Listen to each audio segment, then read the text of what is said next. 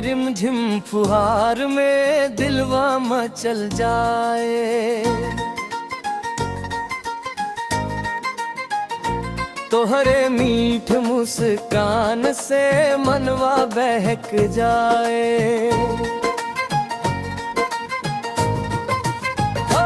घाटा घेरल बा गगनवा में मौसम सुहाना लागे। तोहरा संग भींजे के मनवा बार बार जागे।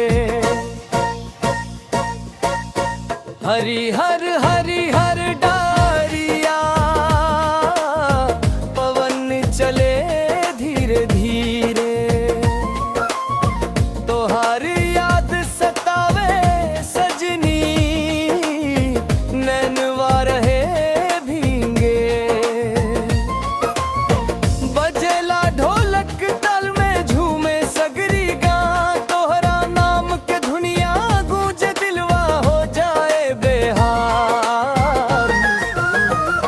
सावन के रिमझिम फुहार में दिलवा मचल जाए। तोहरे मीठ मुस्कान से मनवा बहक जाए। ढका घिरल बा गगनवा में मौसम सुहाना लागे। तोहरा संग भींजे के मनवा बार बार जागे।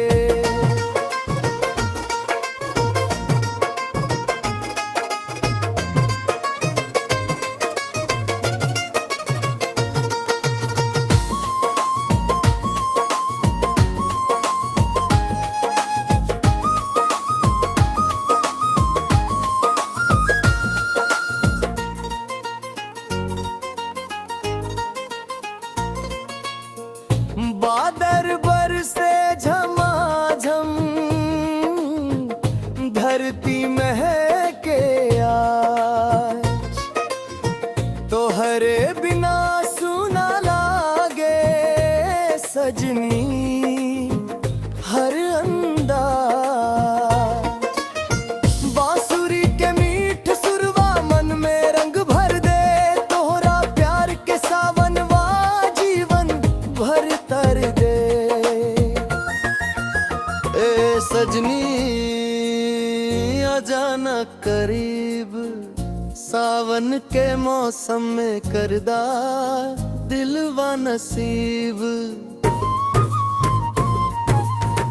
ढोलक बजे नगाड़ा बजे झूमे सारा जहान। तोहरे प्यार में खो गइल बाई दिलवा बेईमान। सावन के रिमझिम फुहार में दिलवा मचल जाए। तोहरे मीठ मुस्कान से मनवा बहक जाए। हरियर सावन मीठा मौसम प्यार के रंग चढ़ाए। तोहरा संग ई जिंदगी आगी